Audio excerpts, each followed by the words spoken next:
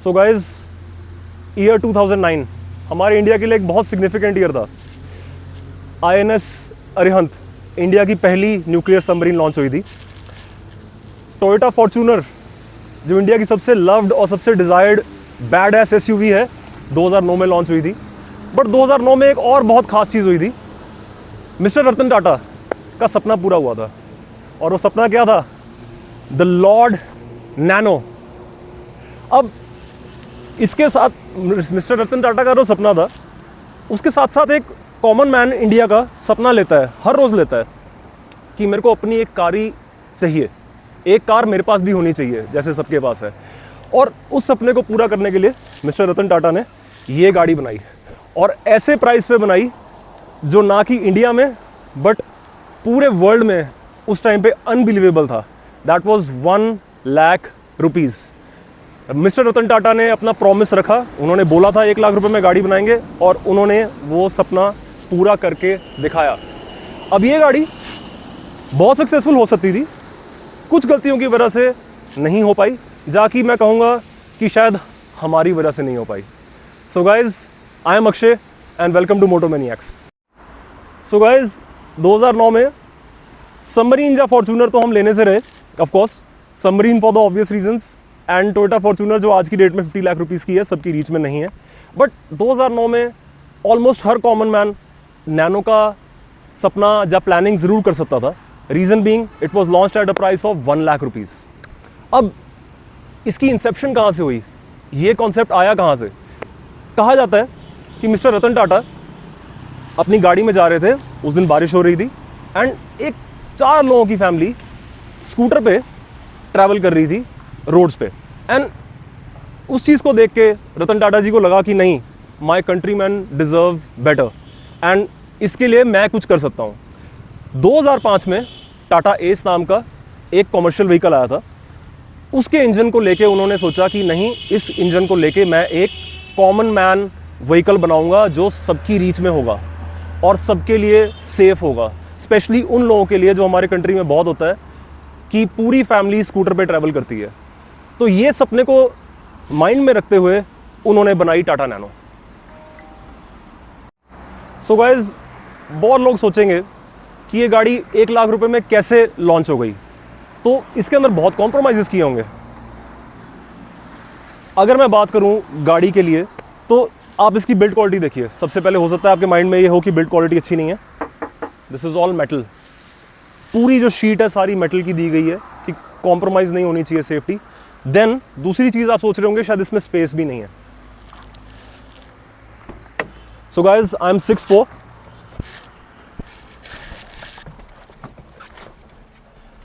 मैं एक बहुत ही कंफर्टेबल राइडिंग पोजीशन के अंदर हूँ। मेरे पास हेडरूम भी बहुत ही बढ़िया है। देन अगर मेरे को गाड़ी ये चलानी है, इवन लॉन्ग डिस्टेंसेस के लिए चलानी है, तो आई एम वेरी कंफर्टेबल। अब एक एवरेज इंडियन की हाइट 5'8" या 5'9" होगी, उनके लिए तो ये गाड़ी मेरे से भी ज़्यादा कंफर्टेबल है।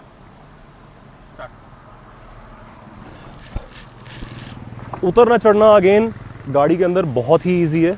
Reason being it's a tall boy design.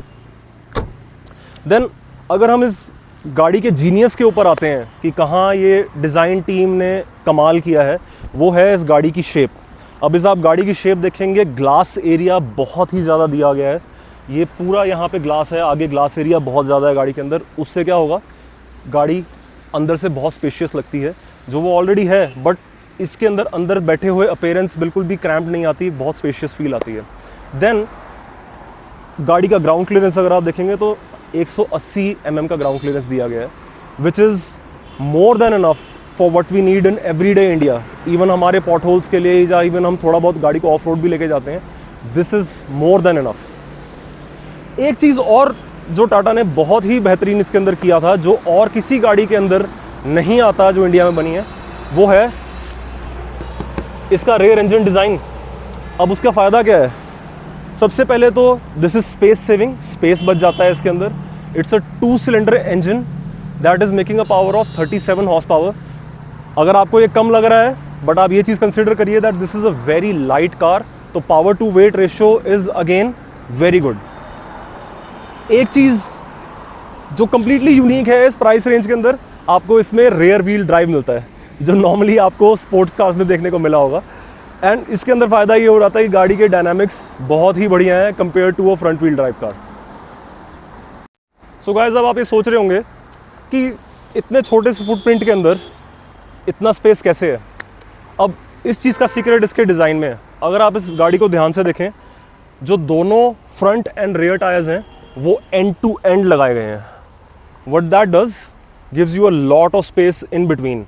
और उस टाइम पे भी जो इसका क्लोजेस्ट कंपेरेटर था which was the Maruti Suzuki Alto, तब भी इसके अंदर उससे 21% ज़्यादा स्पेस था उससे छोटे फुटप्रिंट के अंदर, जो कि आज हमें चाहिए। रीज़न बीइंग जो हमारा ट्रैफिक है वो बढ़ता जा रहा है और कंजेशन बढ़ती जा रही है सिटीज़ के अंदर। We need a car with a smaller footprint. So guys, आप सोच रहे होंगे कि प्राइस इतना कम है तो फीचर्स भी कम होंगे। ये पर्टिकुलर मॉडल 2012 LX मॉडल है which was the top of the line at that time, और इसके अंदर फीचर्स के अंदर बिल्कुल कॉम्प्रोमाइज़ नहीं किया गया है। Let me show you that. Body colour bumpers दिए गए हैं, डोर हैंडल्स भी जो हैं अगेन बॉडी कलर हैं। देन आपका rear view mirror again is a body colour unit. Front में इस मॉडल के अंदर, LX मॉडल के अंदर फॉग लैंप्स भी दिए गए हैं।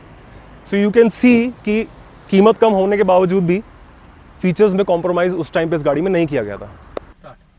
सो गाइस, अगर हम इसके इंटीरियर की बात करते हैं, कोई कॉम्प्रोमाइज़ नहीं किया गया फीचर्स को देने के लिए। AC एंड हीटर दोनों दिए गए हैं इसके अंदर। दोनों फ्रंट पावर विंडोज़ का फीचर इसमें दिया गया है।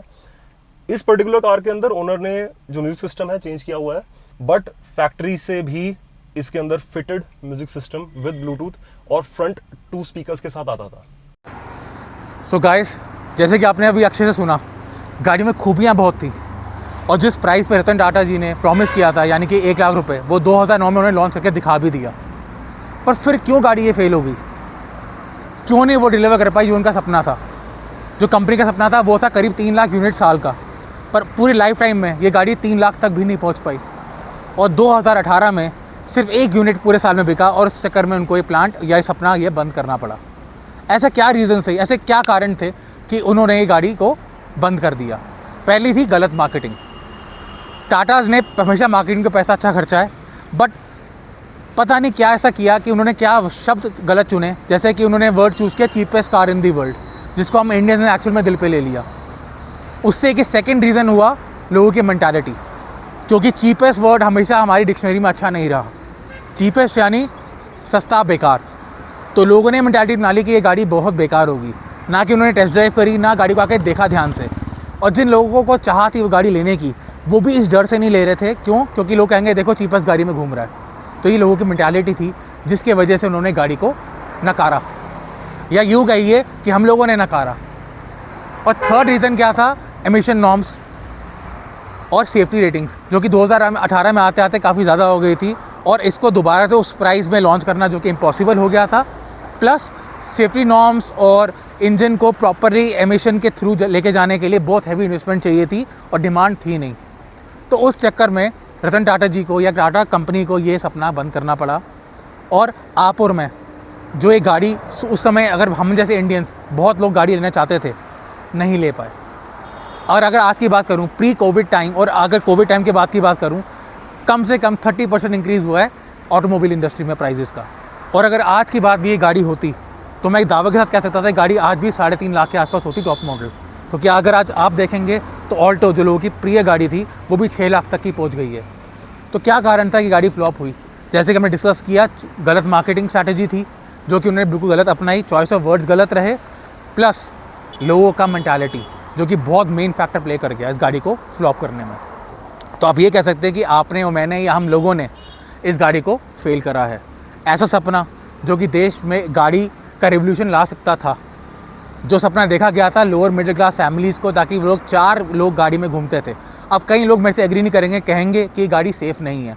आप खुद सोचिए, अगर आप लोअर मिडिल क्लास फैमिली से हैं या जो लोग गाड़ी के सपने देखते हैं, क्या वो लोग 4 बंदे स्कूटर में सेफ़ रहेंगे या इस गाड़ी के नीचे सेफ़ रहेंगे? तो इस गाड़ी में आप 4 लोग आराम से कंफर्ट से जा सकते हो। एंड आज के डेट में अगर आप बाइक्स की बात भी करो, वो भी लाख से ऊपर पहुंच चुकी हैं। और गाड़ी अगर आज की डेट में भी आती तो मेरे हिसाब से 3.5 लाख से ऊपर का इसका प्राइस नहीं होना था।